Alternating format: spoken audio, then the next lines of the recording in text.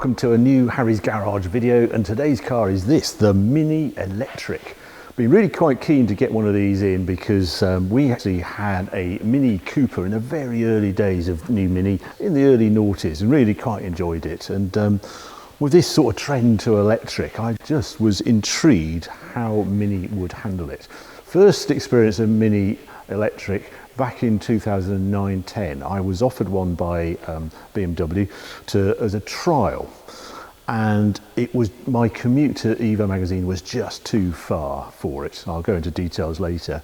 So when they announced they were actually going to do the production version, we sort of put down an expression of interest and just see if it was going to fit in our lives. So I've been waiting to test it properly before we decide we're actually going to go for it. So I've had this for a week. First thing I want to say is the price of it. It's a bit of a shocker. Mini the range starts at £16,000. If you're going to get a Mini 1, I think it's 16,195 on the road. If you want a Cooper S, 197 horsepower Mini Cooper S, £22,285.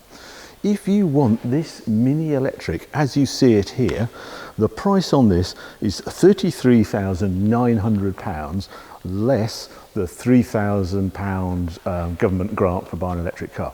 You can buy a cheaper electric Mini. I think the range starts at 24,000, but this one, top of the range, level 3, £30,900 you would pay for this. Why is it so expensive? Well, let's go and have a closer look. Right, the top spec, level 3, you actually get 17-inch wheels with this car. I mean, they don't look 17 because the new Mini is really quite big. It's always chunkier than you expect when you get sort of up close with it.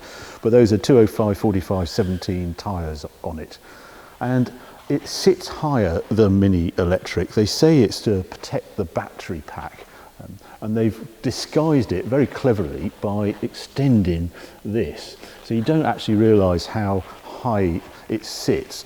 It actually makes quite a difference on the road in a sort of positive way, actually. The other big surprise is look how big that splitter is. Almost just like the Project 8, how much this juts out, this front splitter. What I really like about it, it just looks like a normal Mini. The giveaways, this is Cooper S spec. I like the way it's badged Cooper S, even though it's electric.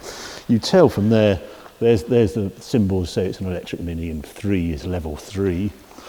That just means it gains lots of extra equipment, panoramic roof, you have a look in a minute, heads-up display, etc. The little badge on the side. And then at the front grille is sort of blanked off, again with that very distinctive badge and the scoop of Mini Cooper S. As ever, I think it's a design that is aging well, because it's nearly, well, it's getting on for 20 years old since we first saw Mini, 19 years is it? But yeah, fresh looking thing. A nice thing, when you open the door, you get that, the Mini symbol there. I'm going to open the front bonnet and we just have a sort of look what's under there. Because the layout with this electric Mini, basically the battery sits under the rear seats and up front is the motor. So it's front wheel drive in effect. Big clamshell bonnet, typical of Mini, how the headlights stay there. That comes up and you're met by a great big grey cover. But fortunately that comes off. If I lift that off, and there is revealed the electric motor. And the orange lines, that's the direct current coming from the battery under the floor behind under the rear seat. And there, you'll see this on all electric cars, but it's generally 400 volts. And if you cut that direct current, you are basically fried. So that's why it's like a warning, do not go anywhere near. Funny enough, it does have a conventional battery, I think, which must be hiding under there, which is that lead there, to do other parts of the program, the lights and the sort of running of the car.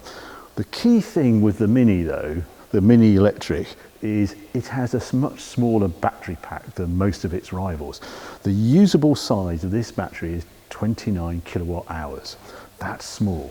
Peugeot 208es come out, that's got a usable size of 45 kilowatt hours. Even the new Fiat 500e, we haven't actually driven it yet, but that's 42 kilowatt hours. So they've gone for a smaller battery pack to give it the handling. Whether that's the right thing to do or not, but I weighed this car, it was 1349 kilos, and that's light for an electric car. Right, I'm just going to put this back, and we'll just go around the back. Around the back, it's all very conventional Mini, really. Looks like a smaller boot. Well, it is a smaller boot because it doesn't go down quite so far. In here, this black hole I probably can't see, but that's where you keep all your cables, etc. And its seats flip down, etc. But it just is a little tight back there because of that battery under the floor. But what Minis have always been about is the driving, so let's take it outside now. Right, just before we go off for a drive, one thing I wanted to just have a look at is whether I can get in the back of a Mini. They've always been a bit cramped, but I'm intrigued. Can you do it on the 3-door? So yeah, you flip the seat back on there, it's got a little catch there, you get in. Well, I'm sort of alright, this seat is set for me, and yeah, I haven't got a centre armrest, but I am in. So it's just when you get out, you think, oh, I'll just get out there casually like that, and then you realise, oh, I can't get this knee past the seat, so you have to put the other knee there, and then you can get out quite easily. Yeah, at 6'2", although my kids say I'm 6'1", you can get in the back of a Mini. It's a little bit awkward, but actually once back there, it's all right. Where you really want to be is in the driver's seat. Pretty conventional Mini in here, but not when you press the start-stop toggle. All sorts of strange noise happen. If you remember Hitchhiker's Guide to the Galaxy, this is the sound it reminds me of. Just mad. Very definitely, obviously, an electric Mini. It all lights up here. This being the level 3, I've got a bigger infotainment here. Green means we're all ready to go, but I've got this new sort of dash layout here, and that's really quite clever. On the right here, I have how much charge there is in the battery, so I'm at 100% obviously at the moment, and the range is 90 miles. Actually, I'm just looking down there, it's 99% battery, so it was about 91 or 92 when I turned it on this morning. This one just tells me how I'm using the battery power, so it's ready, so it's pointing we're not using any electric power, fairly obviously, because we're not moving. And this level 3 has this head-up display as well, which is absolutely useless, and I would delete immediately. It has a flip-up screen that it reflects the head-up to rather than on the screen. And as you move about, I'm out of vision and in vision. Pointless, because this info I'm getting from this screen just in the wheel is perfect. Normally a fan of head-up display, but this one is rubbish. What else have we got? One controller here for reverse. You put it in reverse and it sort of makes electric sounds. You put it in forward and it sort of sets off, and it sets off in a bit of a hurry like that. So yeah, impressive performance on this thing. Right, that's it for the moment. I'm going to head out and you're going to join me on some better roads. Well, your first impressions are it's very Mini-like, and there's a crispness to it. The screen, the look out the screen is unique to Mini. It's sort of, the roof sort of goes forward and it's quite an upright windscreen, sort of different to other cars. It's sort of narrow, a bit more of a sort of slot view out, a pillar box view. Nothing wrong with it, but just distinctive. Oh, some Rolls Royce. Always like it when I see a silver shadow. Yeah, controls all very familiar. Great visibility, and just a sort of hot hatch feel immediately. The last thing I'm thinking is, oh, this car's electric. It feels very normal. You do have obviously the regen, and you can actually set that to how aggressive you want it. I have it set so it's almost, you know, hardly ever using the brakes. And I was following my son driving this car yesterday, and it's quite off-putting because the brake lights are constantly going on even though he's barely braking. So if it does annoy you, you can just do that, and then you can coast more. You don't get the engine regen, the engine braking feel. But to say, I have it set so it's fairly aggressive. Other things on here, well, yeah, as I said, there's different settings for the sort of management of how the power is delivered, and it starts up in a sort of mid setting, as they term it. Everything works as normal. If I can flick up one to sport, which is very hard to demonstrate when I'm sort of in town like this, heavier steering basically. back down to mid, and then I go to green, and that just calms down the throttle response. It's meant to give you a little bit more range. If I go back to mid, I'm at 86 mile range now. If I go to green, I'm at 92. And then I go to green plus, and the range stays the same, but the air conditioning goes off. So it just goes to sort of crazy spec where it shuts down everything to eke out the amazing amount, an extra bit of range. Well, for me, if I've spent 30-odd thousand pounds on a car, I'm going to use it in mid. I'm not having the air conditioning turning off or the heated seats in the winter. So no, you're not having those. I know it's a bit chilly. Forget about heating. Come on, it's 2020. We don't need cars with no heating. Anyway, digress. So yeah, cool. Obviously dominated by tyre noise because there's basically no other sound to listen to because you've got no engine sound. Whether it's slightly noisier than you expect, I don't know. They're quite big wheels and tyres, but all cars make road noise these days. Don't think this is any worse than any others. One thing you do notice when you do give it a bit of a boot, there's a bit of a wiggle from the steering wheel, because it's actually got quite a lot of torque. Well, being an electric motor, it puts out a lot of torque, 199 foot-pound of torque from the word go. 181 horsepower, I think this thing is. So it's sort of a hot hatch, and it feels like one down a road like this. And I go around this, and and there's a little squirrel of tyres, and then there's a slight bump here, and I've got a bit of torque steer going on. I'm having to hang on to the wheel to keep it in a straight line. This is a good thing. What I've discovered, if I actually turn the traction control off and come out of a junction like this, this is a very different EV instantly down your favourite B road. Who would have thought that electric cars could be fun? Hadn't sort of crossed my mind since, well, the last fun electric car I drove was the Tesla Roadster. But this one, whoops, sorry about that. Suddenly the range of now 83 miles doesn't seem quite so bad.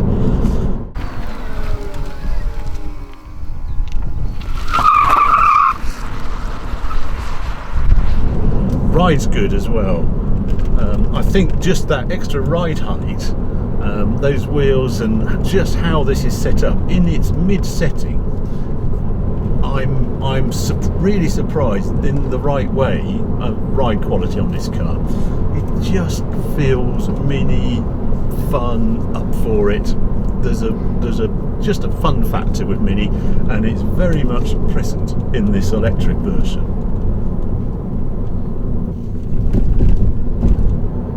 Oh, there it goes. Little wiggle as you accelerate around there. I don't know. Yeah, the seat goes really low. You can get it basically into a touring car position. You can put it right down, feel part of the car. Quick rack as well. Just all the things that, you know, Mini introduced us to when it first came out. I've always been a fan of the Mini. You sort of look at it and you think, oh, it's a bit of a fashion, etc. He hasn't got sort of Renault Sport sort of history. And then you get behind the wheel and you say, actually, this is really quite a lot of fun. Through here, now this is the dip, the compression, and the quick left, right. See how it gets on this compression. So here we go, over the compression. Nothing squashes it really nicely. Around there, enough torque to hurl us out. I mean, it's 7.3 seconds to 6 in this car, so it's not far off Mini Cooper S performance. I mean, it's just ace. It just feels like a hot hatch, and I really didn't expect that. Let's see how it does down here. It's just not what you expect. I don't know. I mean, what they've done, they have shrunk that battery down to 29 kilowatt hours, so it does feel feisty on a road like this. I'd say, having lived with it a few days, that range, it does seem to be worst case. And yesterday I went out, and when I set off, it had 90-mile range. I did 44 miles, and I got back home, and the range was 55 miles predicted. So a total of 99 miles. So it had actually gone up 9 miles, and I'd driven it pretty hard. So maybe that 90 miles is worst case.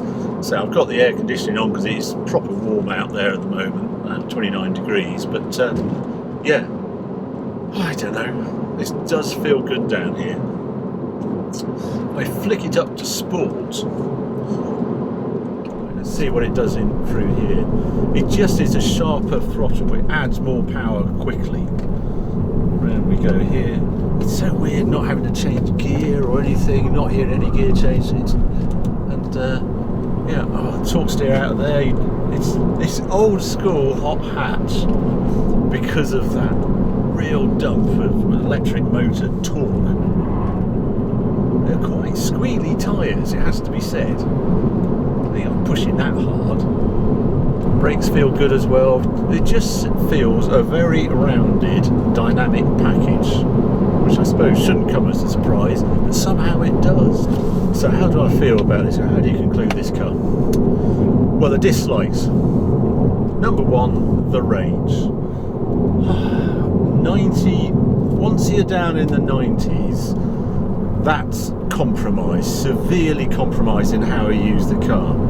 Every other car in this sort of category, Peugeot 280, the Corsa, the new VW coming out, ID3, all are around 170, 190 miles. That is the range I expect of a car like this. And 90 miles isn't good enough. I think we've just got to throw this LWTP way of predicting range in the bin. Utter waste of time. This car is rated at 140 miles. Well, the only way it's going to do that is down a hill with the engine turned off. A joke. Yeah, I do like it round those bends. For us as to buy, it's a bit of a deal breaker, but it will, suit some people. Second thing, price. This is an expensive little hot hatch electric car. £10,000 more than you would pay for a Cooper S, lowly spec. Having said that. And it just feels as though it should be cheaper. Yes, batteries are expensive, but this has got the smallest battery of all. And other people seem to be able to sell a car with a bigger battery for less money. So it just seems a little overpriced. The BMW are on a bit of a winner here. They're trying to get the mini appeal and make profit from it and have a zero rated car that sells quite well, so they can sell some nicer petrol engine cars further up the range. So I just feel it's a bit of a rip-off at the price it is, and if I was going to get one, I'd just get the base one, the 24,000, because the drivetrain is all the same. Just go for the 17-inch wheels and yeah, happy days, and that would save quite a lot. You're down to 25,000 rather than 30,000 for this. But going on to the likes, well, where do you start? Dynamics, I suppose. I'll start with dynamics. Big surprise on what this is like to rag round at one of some of my favourite roads. It feels proper mini, fun, easy to control, not too crazy grippy, just fun. And the way it steps off, the way it does in silence, the way there's no gear change, great steering, ace. And the other thing I love about it, it doesn't look like a battery BEV, a sort of battery electric vehicle. This just looks like a normal Mini, and to me that's a huge positive. I'm not making a great statement that I'm saving the planet by driving this car. I just bought it because I like Minis. That seems the best reason to buy it. So yeah, in conclusion, I would would love to say I'm going to get one of these for the family, but I'm just not. It just feels early days. I wonder if the 5-door with a slightly longer platform might get a bigger battery, or there's the Countryman coming, or there's some developments with the battery technology. I mean, the good thing is obviously it doesn't take long to charge because it hasn't got a very big battery. It's just over 3 hours at home on our sort of 7 kilowatt charger, and if you go on a 50 kilowatt charger, well, it's minutes. It's about just over half an hour to charge it up, but that's because it's got a tiny battery. It's nothing to do, well, it's a little bit of the tech on board, but basically because it's got a small battery. So yeah, I have enjoyed this Mini. I was ready to give it a proper kicking until I drove it down one of my favourite bits of road, and then I couldn't give it a kicking because it was just too much fun. But I do wonder in the future, we'll look back in 5 years and say, well, that was a bit of a folly. I hope you didn't buy one of those small battery ones and you got one of the later ones with the big battery or the solid state battery or something like that. So there you go. At the moment, it does feel compromised. It is fun, but if it does fit your needs, you will have a ball with the Mini Electric. So there you go. I hope you've enjoyed this video. If you have, well, keep watching, keep subscribing. More videos coming along very soon.